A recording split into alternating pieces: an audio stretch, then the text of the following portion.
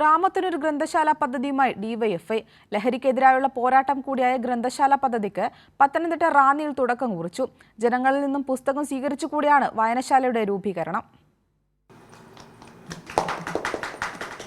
Doctor Joshua Mar Nicodemus മെത്രോപൊലിത്തയാണ് ജനകീയ ഗ്രന്ഥശാലയ്ക്ക് ആദ്യം പുസ്തകം നൽകിയത്.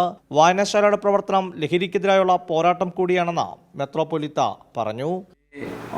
ലഹരിയുടെ അർത്ഥം മറ്റൊന്നിലേക്ക് ശ്രദ്ധ തിരിക്കത്തക്ക വിധത്തിൽ ഒന്നോ അതിലധികമോ വായനശാലകൾ ക്രമീകരിക്കുന്നതിനും വായനശാലയുടെ പുസ്തകങ്ങളിലൂടെ ആളുകളുടെ ജീവിതത്തെ ഒന്ന് രൂപാന്തരപ്പെടുത്തുന്നതിനുള്ള ഒരു ശ്രമമായിട്ട് നിങ്ങൾ ഇതിനുവേണ്ടി ശ്രമിക്കുന്നു എന്നുള്ളത് നിങ്ങളെല്ലാവരെയും കൃത്യമായിട്ട് അഭിനന്ദിക്കുന്നു. ഒരു വാർഡിൽ ഒരു വായനശാലയും ക്ലബ്ബും എന്ന നിലയിലാണ് റാന്നി ബ്ലോക്ക് കമ്മിറ്റിയുടെ പ്രവർത്തനങ്ങൾ.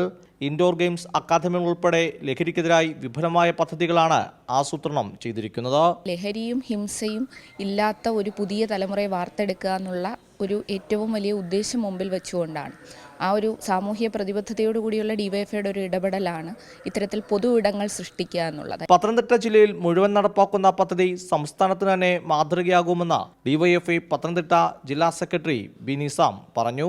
ഉദ്ഘാടന ചടങ്ങിൽ ഡിവൈഎഫ്ഐ റാന്നി ബ്ലോക്ക് സെക്രട്ടറി അമൽ അബ്രഹാം അധ്യക്ഷത വഹിച്ചു. കൈരളി ന്യൂസ്, പത്തനംതിട്ട.